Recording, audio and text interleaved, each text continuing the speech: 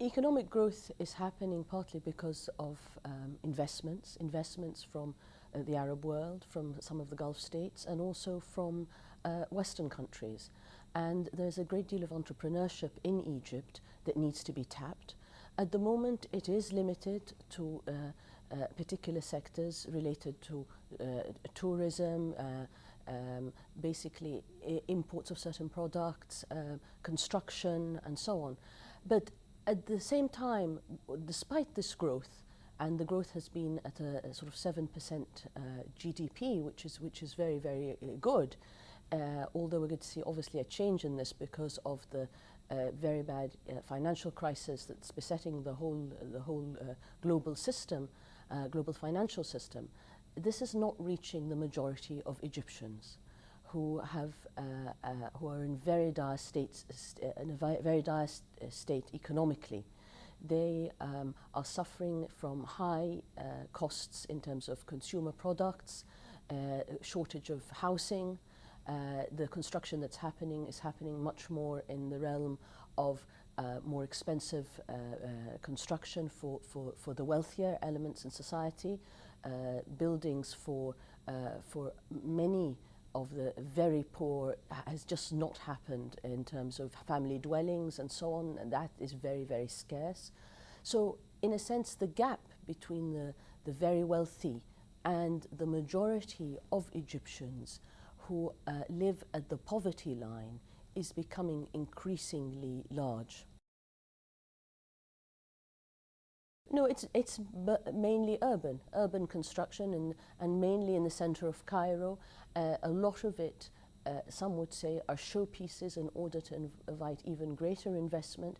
There is some trickle down, but if you speak to members of the professional classes, doctors, lawyers, university professors, they will all complain that the economic situation has become more difficult for them, let alone the vast majority of Egyptians who really live at a subsistence level.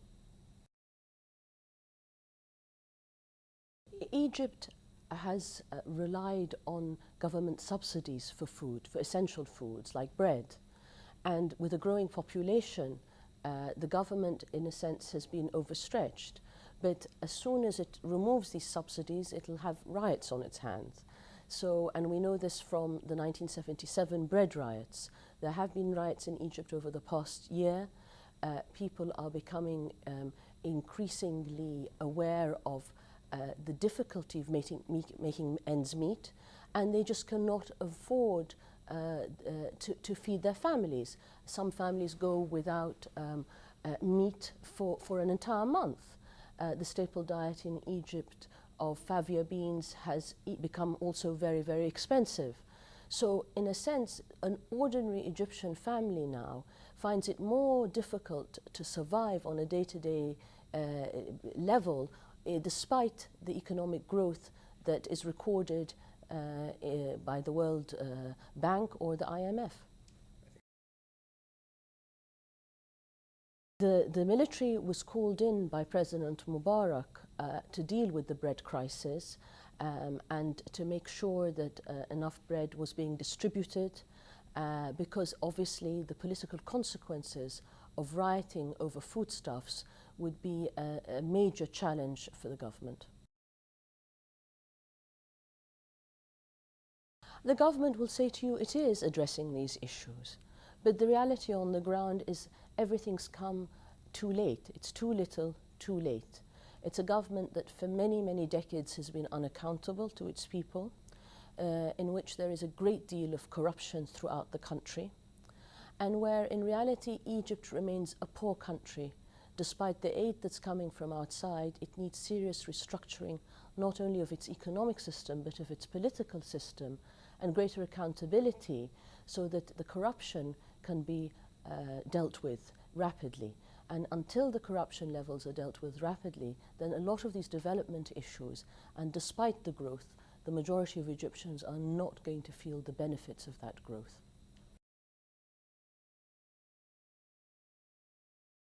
Egypt is certainly a civilization, but it's also a modern state.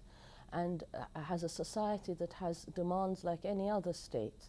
It has a role to play within it, the region and beyond.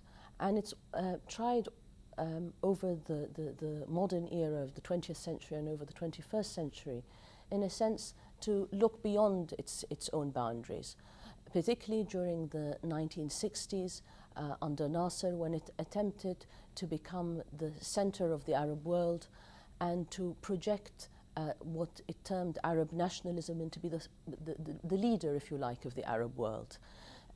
So Egypt has always tried to take on a role bigger than itself. It is certainly capable of that, given the level of education among a certain class of Egyptians, given the leadership qualities that it has. But at the same time, Egypt today has become increasingly connected with the region as a supporter of United States policy in the region. And that, in a sense, has undermined its strength at a grassroots level and its popularity across the region in terms of its own population, but across the region in terms of other populations as well. It is seen primarily as an ally of the United States, although the government may at times be critical of the United States, critical in terms of, for example, the pressure that the United States at one point put on Mubarak's government to democratize. But overall, Egypt remains one of the foremost allies of the United States in terms of its policies regionally. It's a direct result of the Camp David Accords. It's a direct result of the government feeling that its security lies more with an ally like the United States than with support internally, because it knows full well that there is criticism of it internally and that, in a sense, there needs to be serious political restructuring and liberalization, and it relies fundamentally on US aid, both financially and in security terms. Given Egypt's geopolitical importance in the region, its role will not wane regionally, and particularly vis-à-vis Israel. The role it's played in terms of the Palestinian issue is one that is very much in keeping with US and Israeli interests, and that is how Egypt is perceived in the region. And it's also, this is the way it's perceived also by its detractors. The fact that it's been a go-between for the different Palestinian factions does not mean that overall it isn't committed to the peace process, that ultimately does want the setting up of a Palestinian state. But all that falls into a framework that ultimately is very much part of the US agenda in the region. The Muslim Brotherhood is probably the most important grassroots political movement in terms of modern political Islam. It was established in 1928 by Hassan al-Banna in Egypt, and it has grown since then. Its strength lies in the fact that it is both a social and educational group as well as a group with a political agenda. And the Egyptian Muslim Brotherhood has spread beyond the borders of Egypt to many other Muslim countries. It's also a movement that has changed over time, insofar as it has now openly expressed its willingness and its commitment to accept democratic reform, to accept the rotation of power, and to participate in parliamentary elections, which it has been doing when it's been given the chance, particularly in Egypt. So it has evolved as a movement. Its core principles in many ways have remained the same, and that is to educate society in the tenets of Islam and to gradually Islamize society through education and charitable works. In many ways, the growth of the Islamist movement worldwide owes a great deal to the Muslim Brotherhood, because the Muslim Brotherhood has, in reality, achieved a quiet revolution, particularly in a country like Egypt. clearly not through militancy, because its greatest strength and the numbers that now claim to support it through both through evidence, through elections and through anecdotal evidence, is that it has happened much more through the ideology and principles of the Muslim Brotherhood. The Muslim Brotherhood have not been connected to any acts of violence in Egypt for decades. They've been accused of violence during the Nasser period, when the dictator Nasser, and we have to remember that it was under a dictatorship that the Brotherhood were accused of attempting to assassinate him. And the Brotherhood were persecuted a great deal during the 1960s. And again today there is a repetition under the Mubarak regime of attempting to quell the power of the Muslim Brotherhood by arresting their members and putting them before military courts. So the Brotherhood, in a sense, is a movement that hasn't managed to come to power, but over a century has been struggling under various forms of authoritarian systems to further its ideological ideas, to further its ideology, and establish a more Islamized society, if not politically at this stage, at least culturally and socially. The Brotherhood has made it very clear through its proclamations, its statements, its writings over the last few decades that it is opposed to the resort to violence to further political ends. And I think testimony to that is the fact that militant groups in Egypt, such as the Jihad, have attacked the Brotherhood. In the 1970s, 80s, and so on, they fell, they were in complete disagreement. The Brotherhood was seen as having forsaken the more militant wing, as having pursued a path that was, in a sense, abandoning a political struggle that would resort to violence. And continuously the Brotherhood makes very clear statements that are against Al-Qaeda. The Brotherhood, I believe, has an Islamic agenda. Of course it does. It clarifies its position when it comes to elections in Egypt, and says very clearly that its slogan is Islam is the solution. So there is no, in a way, there is no reason to assume that the Brotherhood is going to forsake its Islamic credentials or to undergo a complete transformation that will mean that it is no longer an Islamic party, because that is its very raison d'etre, and that is the basis of its appeal, and would probably continue to be the basis of its appeal if there were free and fair elections in Egypt. The important point is that it is a political movement that is opposed to Al-Qaeda and that is opposed to the resort to violence. Its religious credentials are ones that the West in general finds uncomfortable, because there are issues related to Islam, both as a religion and in terms of its compatibility with democracy, that those in the West and secularists in the Muslim world and in Egypt find uncomfortable to live with.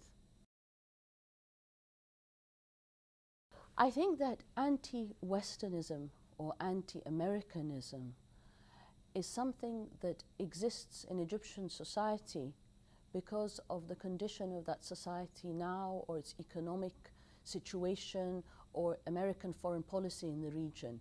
It isn't directly connected to Islamism.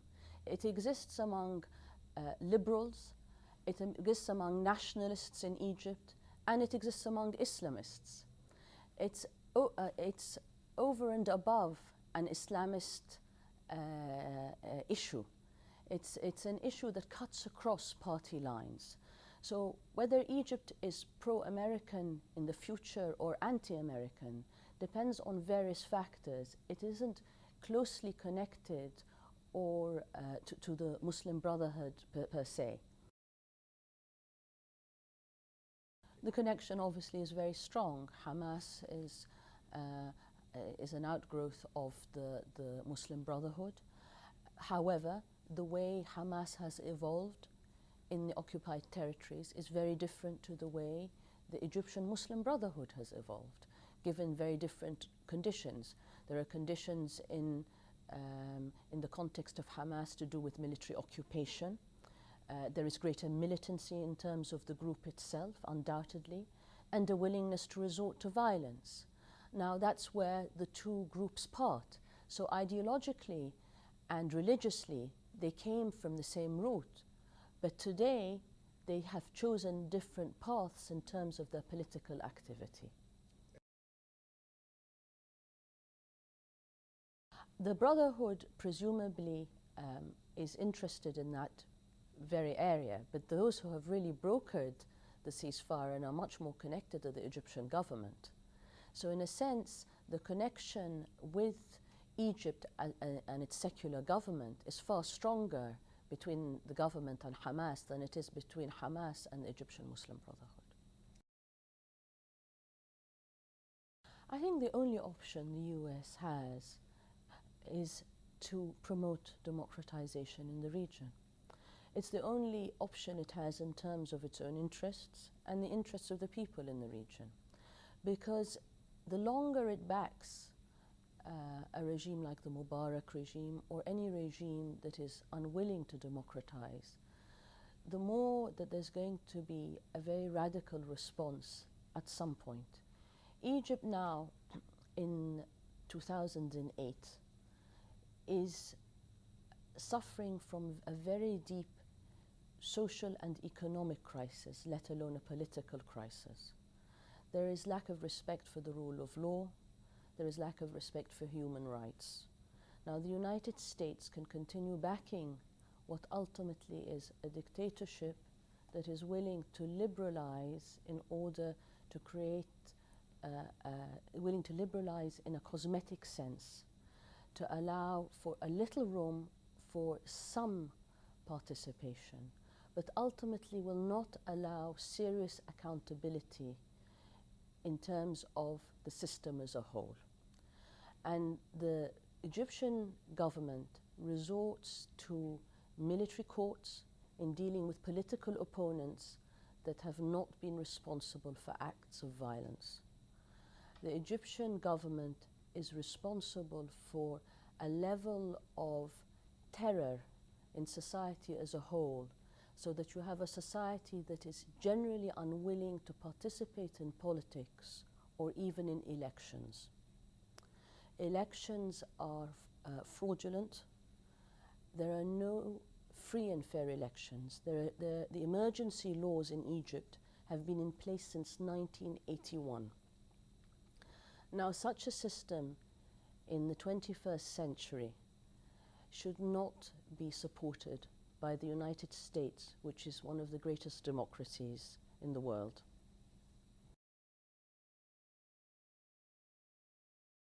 I think these are channels that everyone worldwide is using, and the Egyptians are no different.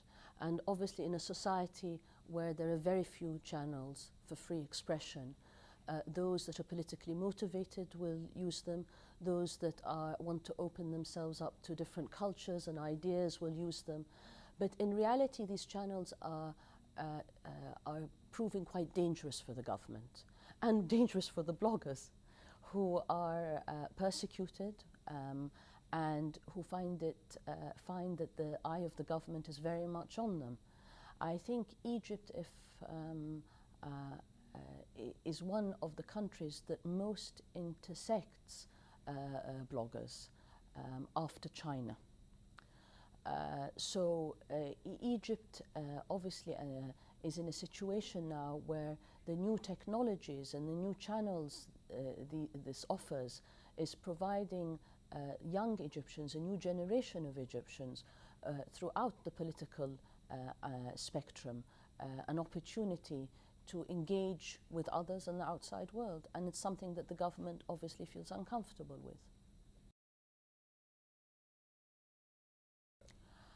I think over the next 5 years, Egypt is going to undergo some serious social and economic pressures. And I see Egypt now on the verge of some serious social tensions that may erupt in a way that are going to be very difficult to control by any political group.